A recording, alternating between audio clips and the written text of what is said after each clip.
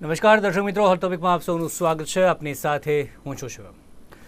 દર્શક મિત્રો, હોટ ટોપિકમાં વાત કરીશું આજે આતંકવાદ મુદ્દે. જે પક્ષ અને વિપક્ષ જે પ્રકારે એકજૂટ જોવા મળી રહ્યા છે અને ભારતની અખંડિતતા છે, ખાસ કરીને જે આતંકવાદની સામે આપણે ભારતની એકતાની વાત કરીએ તો તેના મુદ્દે હવે જે અલગ અલગ દેશોમાં પ્રતિનિધિ મંડળ જે છે તેના માટેનું ખાસ જે અલગ અલગ જૂથો તૈયાર કરવામાં આવશે, સાંસદોના જે જૂથો છે કે જે તૈયાર કરવામાં આવશે અને તે જે પ્રકારે આપણે વાત કરીએ તો 5 થી 6 સાંસદોના 8 એવા જૂથો હશે કે જે 22મી તારીખથી અલગ અલગ દેશોમાં જશે અને 10 દિવસ સુધી 5 દેશોની મુલાકાત લેવાના છે. અને તેમાં જે ભારતનો પક્ષ, ખાસ કરીને આતંકવાદ મુદ્દે ભારતનું વલણ છે અને ઓપરેશન સિંદૂર અને આ સાથે જ પહેલગામ હુમલો છે તેના અંગેની તમામ માહિતી કે જે અલગ અલગ દેશોમાં જશે અને ત્યાં આ માહિતી કે જે આપશે, ભારતનું વલણ ત્યાં સ્પષ્ટ કરશે. 5 દેશોની આપણે વાત કરીએ જે પ્રકારે અત્યારે અમેરિકા છે, યુકે, દક્ષિણ આફ્રિકા, કતાર અને યુએઈ, આ 5 દેશો છે કે જ્યાં ભારતનું વલણ આ જે પ્રતિનિધિ મંડળ છે તે કરવામાં આવશે. ખાસ કરીને જે અલગ અલગ સાંસદોની વાત કરીએ તો શશી થરૂર છે, ઓવૈસી, સંજય ઝા, પ્રિયંકા ચતુર્વેદી, સિવાય જે સલમાન ખુરશીદ, સુપ્રિયા શ્રીનેશ સહિતના જે આ જે સાંસદો છે તે તમામ સાંસદોનો સમાવેશ કરવામાં આવ્યો છે. આ સિવાય પણ ઘણા બધા સાંસદો છે કે જે આમાં એક થયા છે અને હવે વિદેશમાં જઈને ભારતનું વલણ કે જે સ્પષ્ટ મૂકશે. આની પહેલાં આપણે વાત કરીએ તો આ પ્રથમ એવો કિસ્સો નથી. આની પહેલાં 1994માં આપણે પાછા જઈએ તો ત્યાં પણ જે વિપક્ષી નેતા વાજપેયી દ્વારા UNHRCમાં ભારતનું જે વલણ છે તે મૂકવામાં આવ્યું હતું. ભારતનો પક્ષ તેમણે મૂક્યો હતો આ મુદ્દે. આ સિવાય જે 2008નું જે આપણે વાત કરીએ તો જે મુંબઈ હુમલો થયો ત્યારબાદ પણ મનમોહન સિંઘ સરકારની આપણે વાત કરીએ તો તેમણે પણ રાજકીય પક્ષોનું પ્રતિનિધિ મંડળ મોકલ્યું હતું અને ત્યારે પણ જે પ્રકારે આંતરરાષ્ટ્રીય દબાણ પાકિસ્તાન પર આવ્યું અને FATFની આપણે વાત કરીએ તો તેના ગ્રે લિસ્ટમાં પાકિસ્તાનને મૂકવામાં આવ્યું હતું. 3 વખત પાકિસ્તાન ગ્રે લિસ્ટમાં આવી ચૂક્યું છે અને ત્યારે ફરી એક વખત આજે પક્ષ અને વિપક્ષ બંને એકજૂટ થયા છે અને તે વિદેશમાં અલગ અલગ દેશોમાં જશે અને ત્યાં ભારતનું વલણ આતંકવાદ મુદ્દે સ્પષ્ટ મૂકશે. તો શું અસર ખાસ કરીને જોવા મળશે અને આતંકવાદ મુદ્દે ભારત જ્યારે એકજૂટ થયું છે તે કેટલી પોઝિટિવ સાઇન છે આ ખાસ કરીને આતંકવાદ સામેની લડાઈમાં, આ તમામ બાબત પર ચર્ચા કરીશું. ચર્ચા સાથે 2 મહેમાન જોડાઈ ગયા છે મારી સાથે. રાજેશ ઠાકર, રાજકીય વિશ્લેષક, અને તેમની સાથે છે રિટાયર્ડ કેપ્ટન જયદેવ જોશી, રક્ષા વિશેષજ્ઞ. સ્વાગત છે બંનેનું નિર્માણ દિવસમાં. જયદેવભાઈ, આપનાથી શરૂઆત કરીએ. આતંકવાદ મુદ્દે જે પ્રકારે પહેલાં જેટલા પણ હુમલાઓ થયા છે તેની આપણે વાત કરીએ. ઓપરેશન સિંદૂર જે છેલ્લે પહેલગામ થયો ત્યારબાદ અને આ વખતે ભારતની એકજૂટતા જ દેખાઈ, અખંડિતતા દેખાઈ આતંકવાદ સામેની લડાઈમાં. પક્ષ હોય, વિપક્ષ હોય, તમામની એક જ માંગ હતી કે આ વખતે જે ઓપરેશન સિંદૂર કર્યું છે અને આગળ વધારવામાં આવે અને પાકિસ્તાનને એક સારો સબક શીખવાડવામાં આવે. અત્યારે આ જે ખાસ નવું જે જાહેરાત કરવામાં આવી છે, અલગ અલગ 5 દેશોમાં જશે, અલગ અલગ જૂથો બનશે, પક્ષ અને વિપક્ષ તમામ સાંસદો. આની પહેલાં 2008ની વાત કરી, 1994 આ 2 કિસ્સા પણ વાત કરી. કેટલી પોઝિટિવ સાઇન આપને લાગી રહી છે અને આનાથી શું અસર જોવા મળશે? નમસ્કાર. આપની ચેનલના માધ્યમથી આજે આવી રીતે જ્યારે આપણે ચર્ચા કરી રહ્યા હોઈએ ત્યારે, અને ખાસ કરીને આ એક પ્રકારનો એવો સમય કે જે ટેસ્ટિંગ ટાઈમ્સ રહ્યો હતો. પહેલગામમાં જે હુમલો થયો એ પણ કઈ નાની વાત નહોતી. એ પછી જે ભારતે અલગ અલગ સ્ટેપ્સ લીધા, જેમાં ડિપ્લોમેટિક સ્ટેપ્સ જાજા હતા, અને એ સ્ટેપ્સ અને એની અસરકારકતા અને એ બધા વિશે મે બી આપણા જ પેનલ ઉપર અત્યારે ઉપસ્થિત એવા શ્રી રાજેશ સાહેબ, એ રાજકીય વિશ્લેષક હોવાના કારણે વધુ સરસ રીતે વાત કરી શકશે. પણ એ પછી ઓપરેશન સિંદૂર થાય છે.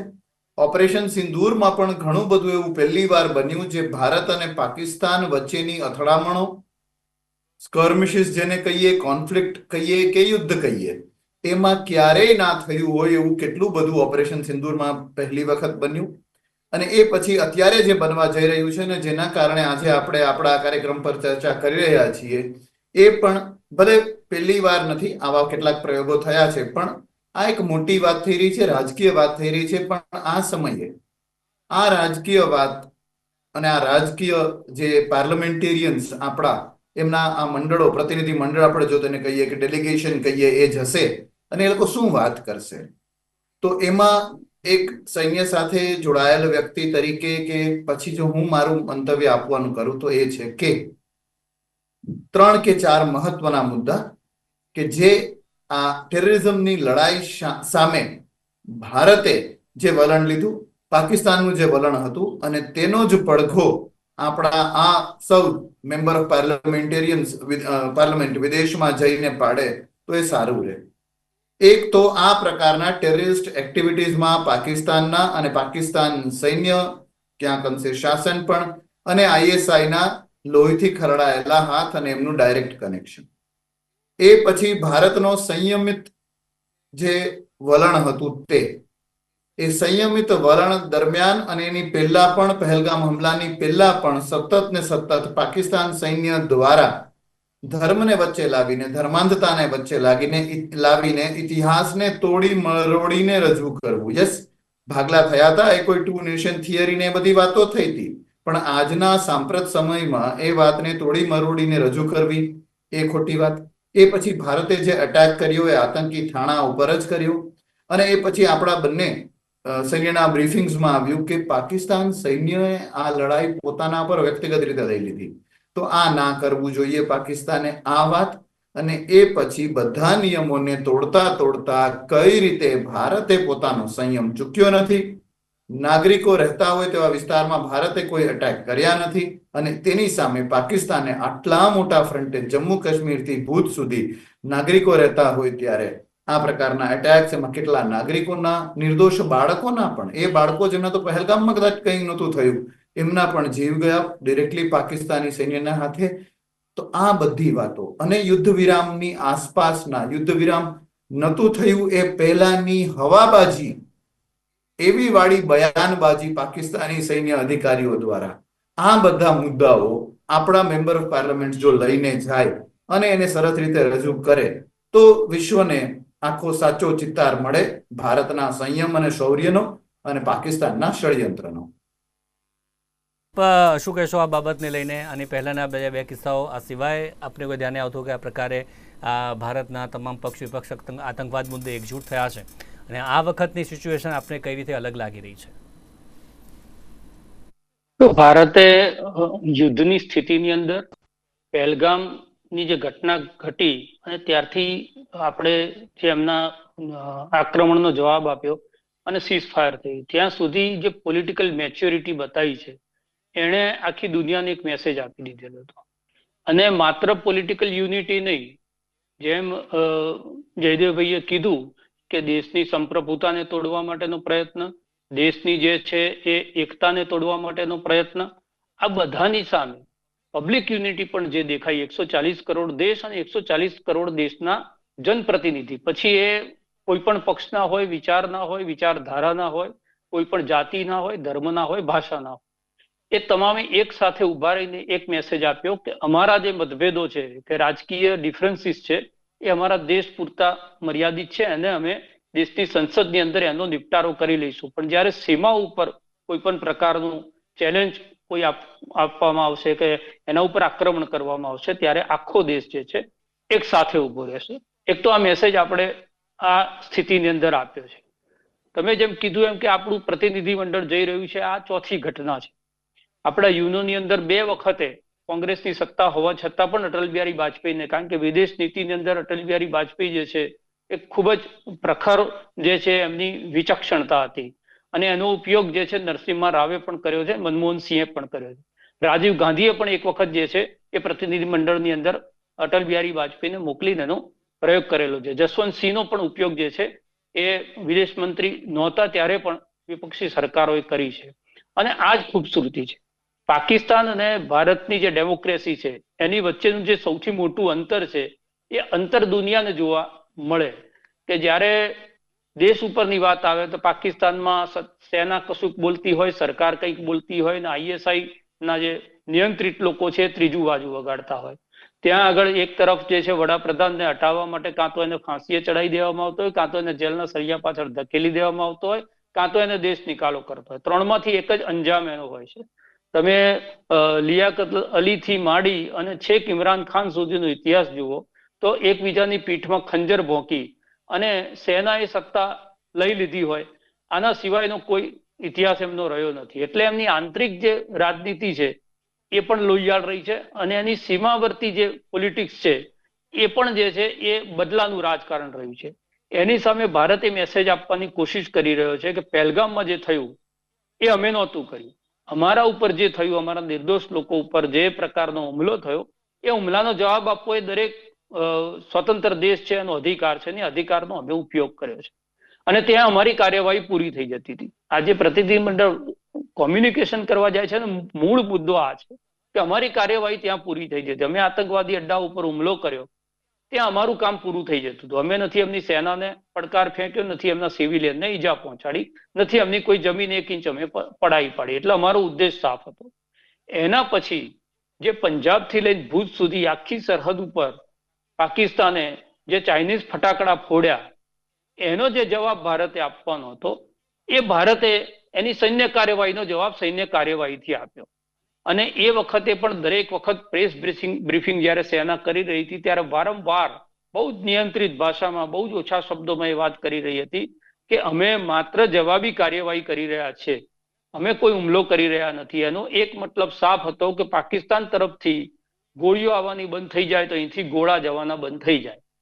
એટલે જ મેં સીઝફાયર જ્યારે થયું ત્યારે કીધું હતું આ સીઝફાયર એક તરફી સીઝફાયર છે, હું સમજુ છું.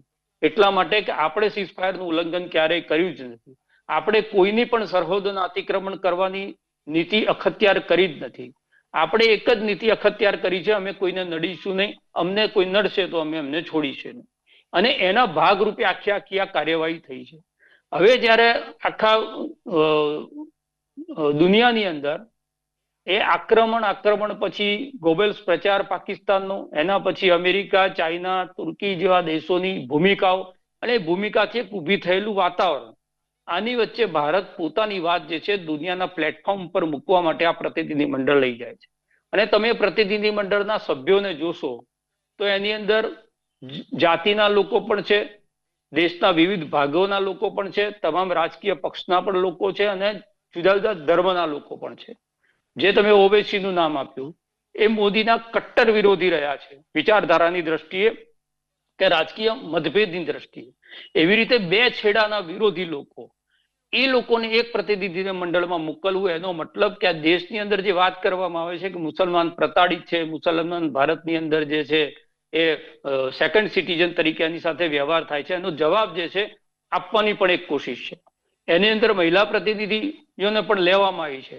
એનો મતલબ કે પાકિસ્તાનની અંદર જે મહિલાને સેકન્ડ નહીં, થર્ડ નહીં, છેલ્લા નંબરના સિટીઝન તરીકે જોવામાં આવે છે, જેના અધિકારો જે છે એના ઉપર પુરુષ પ્રધાન એમની માનસિકતા જે ધાર્મિક આધાર ઉપર આવેલી છે, એના કારણે કેટલાને પ્રતાડિત કરી રહ્યા છે. એની સામે અમે સૈન્યમાં પણ મહિલા પ્રતિનિધિને આગળ મૂક્યા છે ને આજે જે આ પ્રતિનિધિ મંડળ આવી રહ્યું છે એની અંદર મહિલા પ્રતિનિધિ અમે મૂક્યા છે. એની સાથે શશી થરૂર જેવા ઇન્ટેલિજન્ટ લોકો, એટલે જુદી જુદી કક્ષાના લોકો, જુદા જુદા વિચારના લોકોને એક સાથે મોકલીને દુનિયાને એક મેસેજ આપવાની કોશિશ છે કે ભારત જે છે એ જે કહી રહ્યો છે કે એક ભારત શ્રેષ્ઠ ભારત, એ મંત્રને સાકાર કરે છે. અને દેશની સામે આક્રમણ થશે ત્યારે દુનિયાના દરેક દેશ એ મેસેજ જોઈ લે કે આ દેશ જે છે એ અંદર જે પણ કરતો હોય, જ્યારે બહારથી કોઈ આક્રમણ આવશે ત્યારે એની મુઠ્ઠી છે ભીડાઈ જાય છે અને બધા જ જે છે એ યુનિટીથી કામ કરે છે. અને અમે બુદ્ધમાં માનનારા દેશ છે, અમારા ઉપર યુદ્ધ થોપવામાં આવે તો અમે પાછી પાની કરતા નથી. આ મેસેજ દુનિયાને આપવાની કોશિશ છે. જયદેવભાઈ, જે પ્રકારે અત્યારે આપણે વાત કરી કે હવે આ જશે, જે તારીખો પણ જાહેર કરવામાં આવી છે, જૂથો પણ જાહેર કરી દેવામાં આવ્યા છે. 2008માં વાત કરીએ કે મનમોહન સિંહ સરકારે પણ આ પ્રકારે પ્રતિનિધિ મંડળ મોકલ્યું હતું. ત્યારબાદ આંતરરાષ્ટ્રીય દબાણ પણ પાકિસ્તાન પર આવ્યું. FATFની આપણે ખાસ કરીને વાત કરીએ તો તેમાં પણ ગ્રે લિસ્ટમાં મૂકવામાં આવ્યું પાકિસ્તાનને. તે ગ્રે લિસ્ટમાં મૂકવા પાછળના કારણો ખાસ કરીને કયા કયા હોય છે? 3 વખત પાકિસ્તાન ગ્રે લિસ્ટમાં મુકાઈ ચૂક્યું છે, પ્રતિનિધિ મંડળ જાય છે, ત્યારબાદ કઈ રીતે આંતરરાષ્ટ્રીય જે દબાણ લાવવામાં આવતું હોય છે, આંતરરાષ્ટ્રીય કાર્યવાહી થતી હોય છે? IMF તરફથી જે કંઈ પણ અનુદાન પાકિસ્તાનને મળે અથવા બીજા કોઈ પણ જગ્યાએથી પાકિસ્તાનને, એ વર્લ્ડ બેંક હોઈ શકે, એશિયન ડેવલપમેન્ટ બેંક ને એ બધું જે છે, એમાંથી જે કંઈ પણ અનુદાન મળે, એ અનુદાન કેટલીય શરતોને આધીન હોય છે. અને એ શરતો ઘણી બધી હ્યુમેનિટેરિયન પણ હોય છે. એ બહુ જ બધા એમાં ચેક્સ એન્ડ બેલેન્સીસ હોય છે કે આ મળેલી ગ્રાન્ટનો ઉપયોગ આપ ક્યાં કરશો. એના સ્પષ્ટ નિયમો છે, સ્પષ્ટ જગ્યાઓ છે, સ્પષ્ટ પ્રકારનું પ્રપોર્શન છે કે કેટલા ટકા ક્યાં વાપરી શકાય. આમાંના એક પણ જો જે તે દેશ છે તે બરાબર રીતે તેનું પાલન ના કરે તો દરેક ક્લોઝ સાથે જોડાયેલી તેની એવી બાબતો છે જે તેને અટકાવી શકે, રૂંધાવી શકે કે પછી એ જે તે દેશને પ્રશ્ન આપવા માટે કમસે કમ જવાબ આપવા માટે બાધ્ય કરી શકે. હવે પાકિસ્તાનની સ્થિતિ જોઈએ તો આવી કેટલી શરતોનું પાલન ના કરવું એટલું માત્ર નહીં, કેટલાક કરપ્શન પણ થયા હોય, એ ગ્રાન્ટો બીજી જગ્યાએ પણ વપરાણી હોય, એના પુરાવાઓ હોવાના કારણે નંબર 1, અને બીજું સ્પષ્ટ રીતે એના તાર આવી સબવર્સિવ એક્ટિવિટીઝ બીજા દેશોમાં થતી હોય તેના માટે, આતંક પ્રકારની એક્ટિવિટીઝમાં થતી હોય તેના કારણે, અને સો કોલ્ડ ટેરરિસ્ટ ઘોષિત થયેલા લોકો જ્યાં કનેક્ટેડ છે એવા કેટલાય એનજીઓ પણ એમણે બનાવી રાખ્યા છે કે જે ધર્માંધ લોકો દ્વારા ચલાવવામાં આવતા હોય. તો એ જ લોકો અલગ અલગ મુખોટા પહેરીને અલગ અલગ જગ્યાએ આવું કરતા હોય, અને જે તે એનજીઓઝ કે કોઈ બીજી રીતે આ ગ્રાન્ટનો ઉપયોગ થયો હોય તેના આધારે વ્યવસ્થિત રીતે વાત કરીને, રિપ્રેઝન્ટેશન કરીને આ વાતને એ કરી શકાય કે ફાઇનાન્શિયલ એક્શન ટાસ્ક ફોર્સ કે જેનું કામ છે કે આ બધું બરાબર સુપેરે ચાલે છે કે નહીં, એક પ્રકારનું ઓડિટ, ફાઇનાન્સમાં જેવી રીતે ઓડિટ થાય એ પ્રકારના એક ઓડિટનું કામ જે છે એ ફાઇનાન્શિયલ એક્શન ટાસ્ક ફોર્સ કરે. એ ઓડિટમાં જે તે દેશ જો બરાબર નથી રહેતો તો તેને ગ્રે લિસ્ટ એટલે શંકાસ્પદ અને થોડોક ગેરરીતિઓમાં લિપ્ત એવા દેશ તરીકે જાહેર કરી શકે, અને જો ડાયરેક્ટલી એ ગ્રે થી પણ પછી બ્લેક કરી દેવું હોય તો એને એકદમ બાધ્ય કરી દેવો હોય આવી કોઈ ગ્રાન્ટ લેવાથી તો તે પણ કરી શકવાના પગલાઓ ચોક્કસ છે. આ કરવા માટે કોઈએ આખી વાતને મૂવ કરવી પડે, કોઈએ આખી વાતને લીડ કરવી પડે, કે પછી નેચરલી સામેથી જે તે પણ બેંક્સ છે, ફંડ્સ છે, ઇન્ટરનેશનલ મોનેટરી ફંડ્સ, એમની સામે આ હકીકતો સ્પષ્ટતાથી આવવી જોઈએ. એ યા તો કોઈ લાવે યા સ્વતઃ તે લોકો તેનું સંજ્ઞાન લે, તો આવી રીતે આવી ગેરરીતિ આચરનાર દેશને ગ્રે લિસ્ટમાં મૂકી શકાય છે, અથવા પછી તેને બ્લોકેડ કરવો હોય તો બ્લોકેડ કરી શકાતું હોય છે. ભાઈ, અત્યારે જે અલગ અલગ પાર્ટીની આપણે વાત કરીએ તેમાં કોંગ્રેસની વાત કરીએ, કોંગ્રેસના જે 4 સાંસદો જેમાં શશી થરૂરનું નામ પણ જે પ્રકારે સામેલ છે, અને અત્યારે જે વાત સામે આવી રહી છે કોંગ્રેસે તેમનું નામ સૂચવ્યું જ નથી તેવું કહેવામાં આવ્યું છે, અને જે 4 નામ આપ્યા હતા તે 4 નામ છે જ નહીં, આ પ્રકારની વાત કરવામાં આવી છે. અને 4 નામ જે તેમણે વાત કરી, જે આપ્યા હતા, આનંદ શર્મા, ગૌરવ ગોગોઈ, ડૉક્ટર સૈયદ નસીર હુસૈન અને રાજા બરાર, આ 4 નામ જણાવ્યા હતા, અને 4 નામ છે જ નહીં, આ પ્રકારની વાત સામે આવી છે કોંગ્રેસ તરફથી હાલ પૂરતી. શું લાગે છે આપને આ વાત પાછળ? જો એ પક્ષાપક્ષીનું આંતરિક રાજકારણ જે છે થતું રહેવાનું છે, અને એ જે વિવાદ છે એની સાથે આ જે મોટો ઉદ્દેશ છે, ઉદ્દેશને બહુ લેવા દેવા છે નહીં. કોંગ્રેસ પક્ષે જે પણ નામ આપ્યા હશે, સરકારને જે ઉચિત લાગ્યા હશે નામ એની અંદરથી પસંદ કરવામાં આવશે, પણ જે પણ લોકોને મોકલ્યા છે એ પ્રતિનિધિ તો કોંગ્રેસના જ છે. એટલે કોંગ્રેસે જો વાંધો ઉઠાવ્યો હોય તો એ વાંધો બહુ વ્યાજબી નથી રહેતો, કારણ કે સરકાર જે છે બીજી રીતે વિચારી, અને કારણ કે શશી થરૂર જે છે એ બહુ જ બધા ઇન્ટરનેશનલ ફોરમ ઉપર એ જઈ ચૂક્યા છે, બહુ બધી ઇન્ટરનેશનલ કમિટીઓની અંદર એમને પ્રતિનિધિ તરીકે, ચેરમેન તરીકેની જવાબદારી છે, એમના વૈશ્વિક સંબંધો છે, એને લઈને કદાચ એમને ત્યાંથી લીધેલા હોય.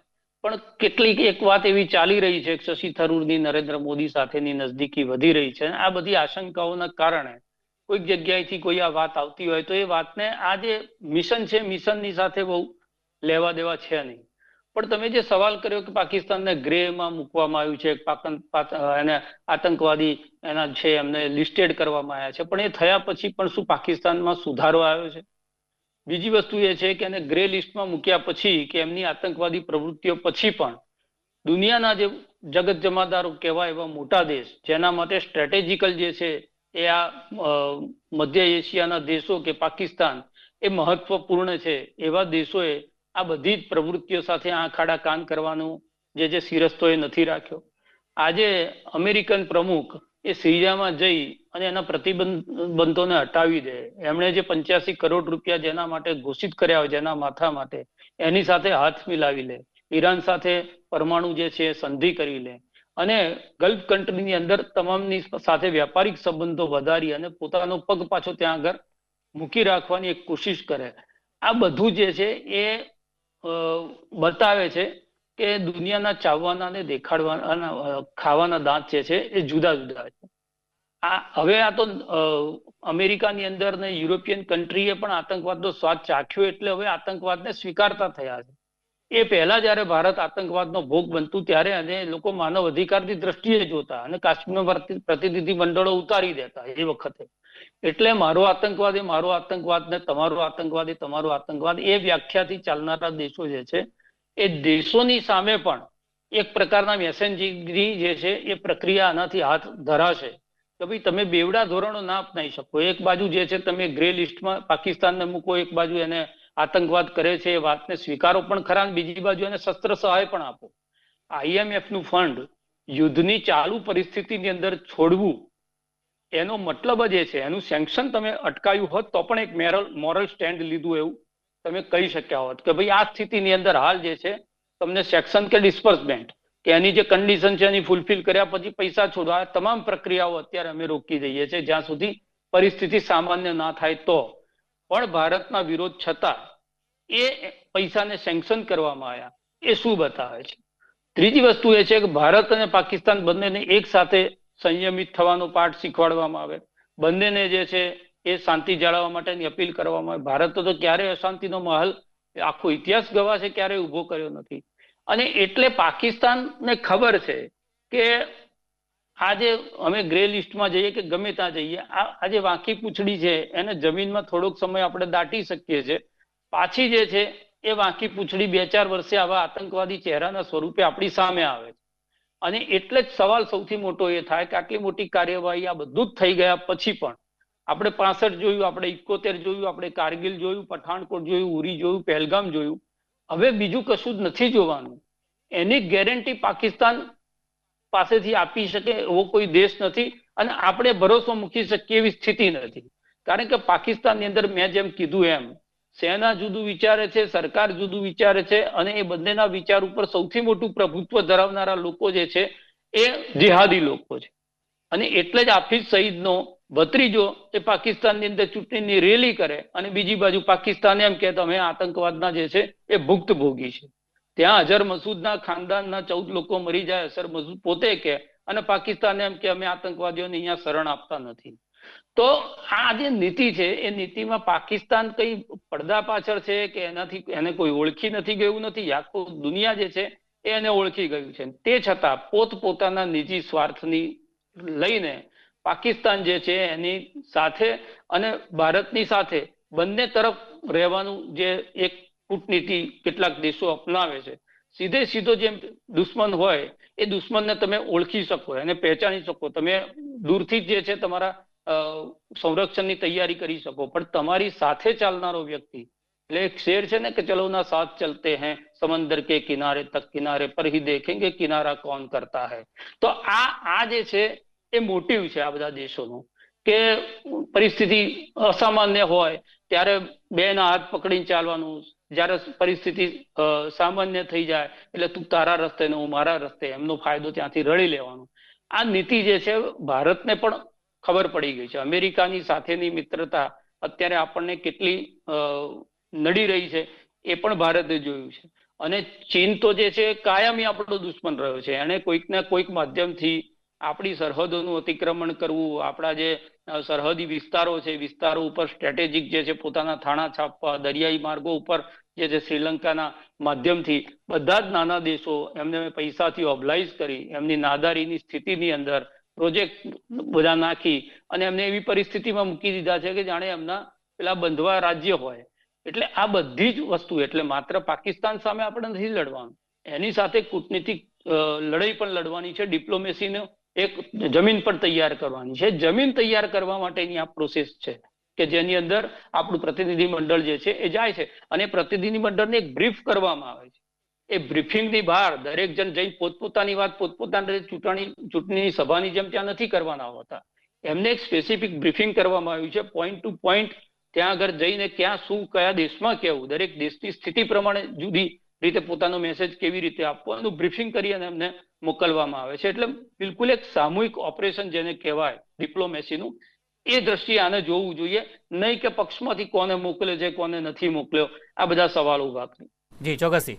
એટલે કે પાકિસ્તાનના જે ઈરાદાઓ હતા કે આ થાય અને જે ભારતમાં અત્યારે એકજૂટતા જોવા મળી રહી છે. જયદેવભાઈ, જે એકજૂટતા અત્યારે આપણે બતાવી છે, પક્ષ હોય, વિપક્ષ હોય, તમામ લોકો હોય, તમામ ધર્મના લોકો હોય, આ હુમલા બાદ જે એકજૂટતા જોવા મળી છે એ જ પાકિસ્તાનને એક સીધો જવાબ કહી શકાય છે. ટૂંકમાં જલ્દીથી.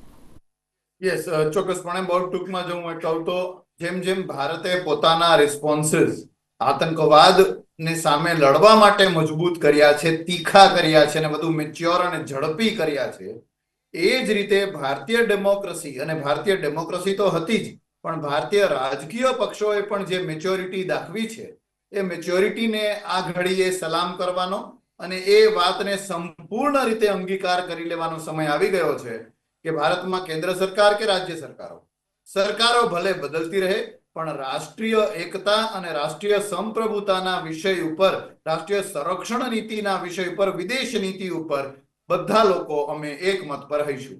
જી ચોક્કસથી. તો દેશની અંદરના જે અમુક મામલા હોય તેમાં ભલે પક્ષ અને વિપક્ષ એકબીજા ઉપર આક્ષેપો કરતા નજરે પડતા હોય છે, પરંતુ જ્યારે દેશ પર મામલો આવતો હોય છે ત્યારે ભારત દેશના તમામ પક્ષ અને વિપક્ષ એકજૂટ થઈ જતા હોય છે અને તે જ ક્યાંક જે દુશ્મનો છે તેમને આંખના કણાની જેમ કૂચતા હોય છે. અને આ વખતે એ જ જોવા મળ્યું છે. હવે પ્રતિનિધિ મંડળ જશે અને પોતાનું બ્રીફિંગ આપશે, તમામ માહિતી આપશે વિદેશમાં જઈને 5 દેશોમાં. ત્યારબાદ પણ અલગ અલગ કાર્યક્રમો કે જે આ ખાસ યોજવામાં આવશે અને આગળ શું ખાસ કરીને કાર્યવાહી કરવામાં આવે છે પાકિસ્તાન ઉપર આ મામલે તે પણ ચોક્કસથી જોવું રહેશે. અત્યારે ચર્ચામાં જોડાયા રાજેશભાઈ, જયદેવભાઈ, બંનેનો આભાર અમારી સાથે ચર્ચામાં જોડાયા. Thank you very much. તો દર્શક મિત્રો, હાલ ઓટોપિકમાં બસ આટલું જ. ફરી મળીશું નવા મુદ્દા સાથે. રજા આપશો. નમસ્કાર.